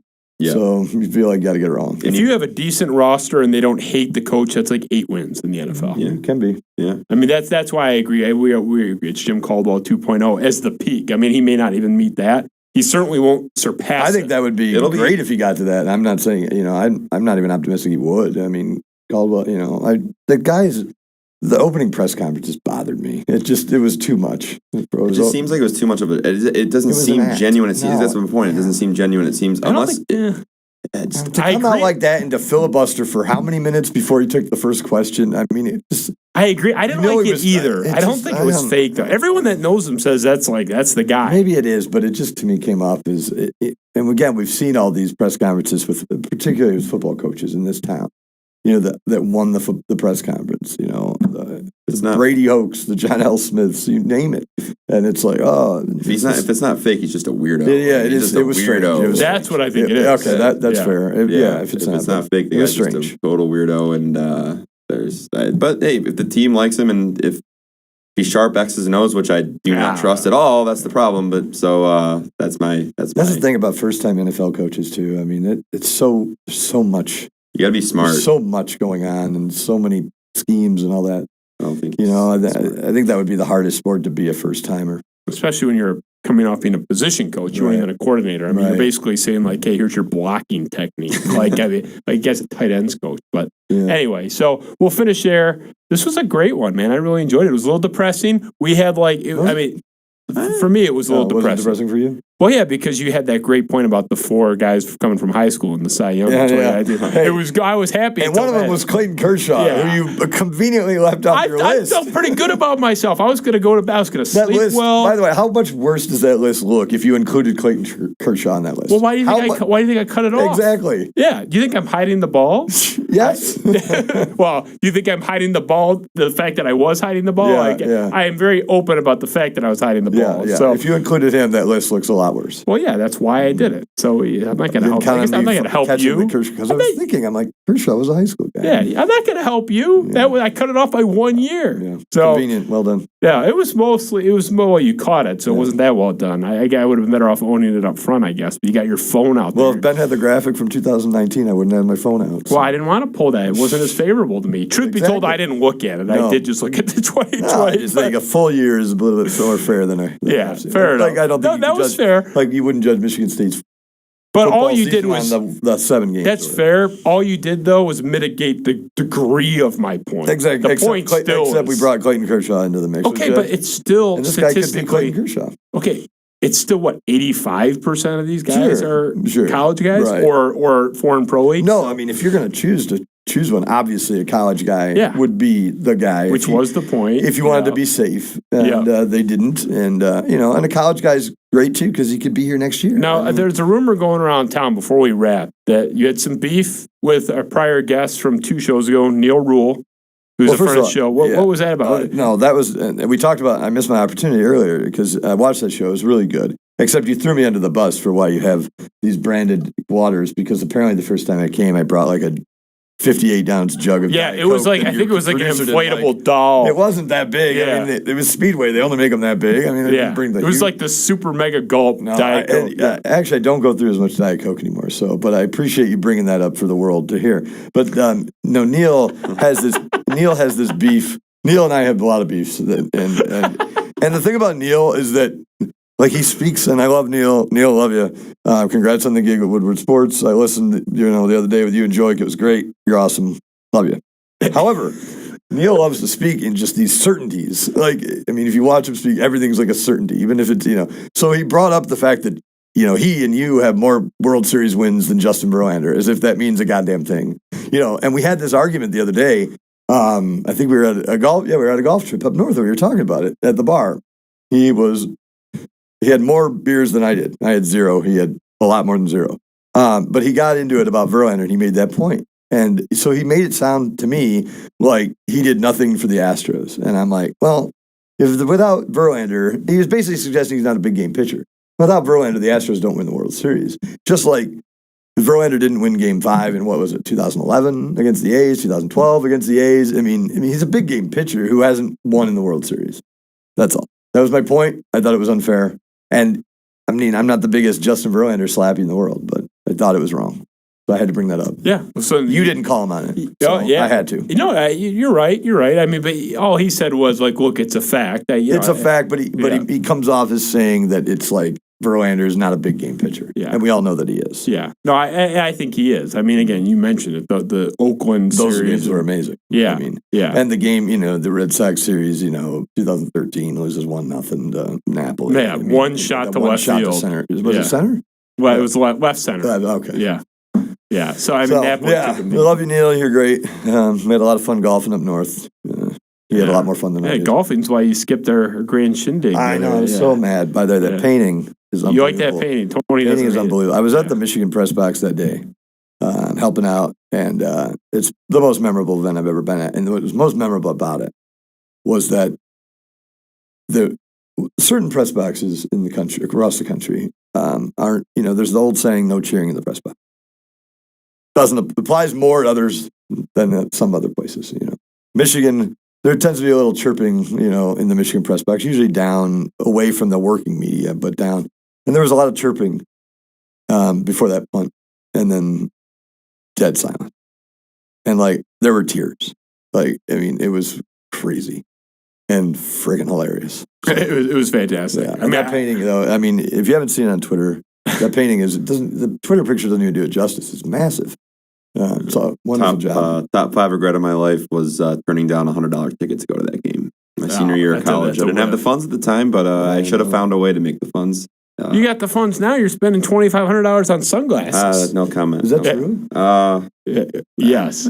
Clay Cunningham inspired me a little bit. Oh, you bought the buffs or whatever? Are they called buffs or buffs? I got the buffs. I went to Cartier yesterday at the old Somerset Mall and $2,500. Well, I mean, that's what they go for. Not cheap. Yeah, I don't know. They go for anywhere between 2 and 3, but or unless you get the limited, then it's 5. I heard.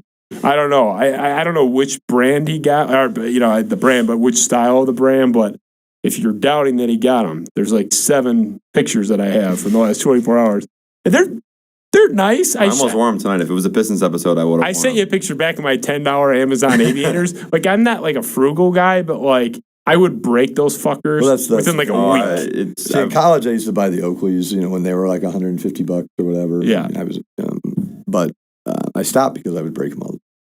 I'm terrible. I don't spend on sunglasses anymore because I can't be trusted. So break them or you lose them. We'll see. You have the receipt? I have the receipt. It's one of those things where it was I just was at the mall. I was there to buy shoes and a new dress shirt for this wedding, and then I just saw the Cartier pop-up store. I'm like, well, shit, I gotta get some buffs.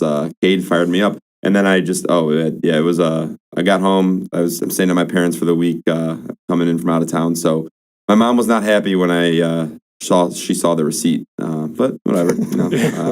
Well, you'll be eating top ramen for a while, but you can make and you're doing well. You're killing it there in New York. $2,500 for sunglasses. Yeah. Well, don't quote me on the number. I just know that's the average of what they go for. He didn't tell me what they go for, but we'll say we'll talk off air. We'll talk off air. Yeah, I mean, last thing, and we'll wrap the Michigan State thing in 2015. Everyone does have their story. I made a in very poor taste joke at the event on Saturday saying it's kind of like the Michigan State happy version of 9/11. Everyone remembers where they were when it happened as a story. Not a good idea. It was terrible taste. It was so horrible taste. Yeah. Well, that's why I said it was in poor taste. Yeah. I'm not trying to revive that as a good joke, but it's true. Everyone remembers where they were and what happened and their story around it. Mine, and we'll finish here. I was there at 50-yard line, so the place right in front of us. There's all Michigan fans around us with my brother and my buddy. There's this Michigan fan right behind us the entire game, letting us have it just for having Michigan State stuff on. And they're lining up for the punt. Harbaugh calls timeout, 1 second left on the play clock to milk it. They're lining up for the punt. And this guy's literally got his head between my brother and I. So my brother's to my left. He's leaning forward like that and saying, "Fuck you, you Michigan State gay slur. You cocksuckers came in here, gay slur. Every gay slur you could possibly imagine. Called us at one point the N-word, which is a bunch of white guys. Yeah, he was hammered, but he's just letting us have it, saying, you cocksuckers came into our house. This is our house. What are you thinking coming into the big house? Didn't you know this was going to happen? All this shit." And we had no defense. I mean, we were so shell-shocked, so we're standing there with our arms folded, just taking it. Normally I'd at least be like, "Hey, will you back off?" I didn't have any soul. At that point, they had taken my soul. And then the play happens, and my brother and I, after the touchdown, and we blacked out for a second, turn around, and we just gave it to the guy, like, who's the bitch now? Or whatever we said, I don't remember. And the guy literally like tried to attack us, like tried to punch me. They had to grab him, and the usher kicked him out. But it was the ultimate instant karma. Like, it just, the guy, as they're snapping the ball, is in our ear screaming at us, and then the play happens. It was the best. That was my happy, not 9/11 moment for that play. Yeah. I didn't know you were in the press box, Tony. That's kind Yeah, I of fun. was. I used to cover, back then I would help out on game days at Ann Arbor and the Lions and occasional Pistons or Wings. But yeah, I was at Ann Arbor. Yeah, I was there for that, and that was crazy. But the best thing about that whole thing, and I didn't even know about it until later, obviously, because I was in the press box, but that call, TV call, was probably one of the best TV calls of all time, in that the moment, they lived up to the moment, but also got the player so quickly that scored the touchdown. Yes. I mean, it was incredible. And probably that's someone in his ear, a spotter. 100%. That's fine. But it was so much chaos in the flash of a second. And it was all called beautifully. I mean, just Good one of the point. best calls I've ever heard. Especially it's a guy like Jalen Moss Jackson at that point wasn't a star player. He's a special teamer that probably was on the field for 10 snaps a game. He's not a guy playing big minutes. So Sean McDonough nailed Sean that. McDonough, nailed it. Yeah, You're right. That's a good phenomenal point. Just phenomenal. It's not the same. Even if everything else is the same, but you don't get that Jalen Watts Jackson. It's not the same. No, it's not. Like, that was the thing. Like, nobody knew. And it's picked up. It's like within 2 seconds. Yeah, It's I mean, it picked was up so by- fast, and it was probably a great spotter. And I mean, that's fine. That's how it works with the TV people and the radio people, but it was so good. I mean, in so much chaos, so many announcers would not know what the hell to say. And a lot of them wouldn't try to say anything, which is fine. Yeah. That would be fine too. But he called it so perfectly. It was amazing. Nailed it. So this was the Spiro Avenue show. Great job, you guys. We were kind of all over the map today, but I think it was pretty depressing, but I'm glad you guys are feeling better. I mean, Tony thinks they're going to sign the entire free agent class. No, I don't. But So- but wouldn't it be cool if they signed those four? I just think it'd be a great I would take two. Give Yeah. me any two. I'll throw a parade. I mean, you said my expectations were too low. I thought I was reasonable with my We'll bare do that. minimum, but- Maybe we'll do this again in the late winter and see where they are. But it's a pivotal time. And as a businessman, even if he's not an astute owner, just as a businessman, you would think that he would realize that now's the time to pounce and to get the fans back. If not now, then when? Right? Exactly. So, That's yeah. the problem. And Big like I free said, agent sell the class. team. I mean, get rid of the team. I mean, look, they're worth $1 billion plus. Go make $1 billion and put up more pizza headquarters or whatever you want to do, or I don't know, build District Detroit. But Yeah, right. if you're not going to do it now, get rid of the team. I mean, this town won't stand for it forever. I mean, this town cares too much about the team. Well, I hope you get over the fact that your fan base has lost all respect for you for having appeared for your fourth time here. And I've only saw two people. I know a lot of people don't care. A lot of people like you. yeah, A lot of people like you. It's You've got a lot of growing- people. I mean, when Dave Burkett and Justin Rogers are coming on your show, guys with actual credibility. what about Chad Livengood, the best Chad reporter Livengood, in the state he's of Michigan? Great. Chad's great. Yeah. He's good. Well, we're critically acclaimed. It's always like the anonymous guys on Twitter that don't like me. Well, it's your stupid past, Spiro. It's your Yeah. stupid past. Well, that's pesky. You were immature. Oh, yeah, that's absolutely. all it is. That's Yeah. all it is. As long as you own it and as long If as people are gonna, yeah. people hold. I'm sure there are people that hold that against you. Oh, well, I don't blame him. The know? first episode we did with the new format was Mike Sullivan. Yeah. And speaking of people that didn't mind going after me, I mean, you could pull it up on YouTube. It was like only a 30-minute episode. He had like 4 engagements that night. But at one point, I'm paraphrasing, he was like, hey, don't you think you have some shit to apologize for in your past? Like, he's just like, I sitting right there. I'm like, yeah, I was kind of an asshole. He's like, oh, that's good. That's good that you acknowledge that. So, people- obviously, I was a you always have cretin to- in my 20s. You always have to own your past and Yeah. live with it and deal with the consequences. So that's what it is. Yeah, I have to own that. You have to own the fact that you targeted D'Antonio and took him down because you were a big fan of Curtis Oh, Blackwell, that's right?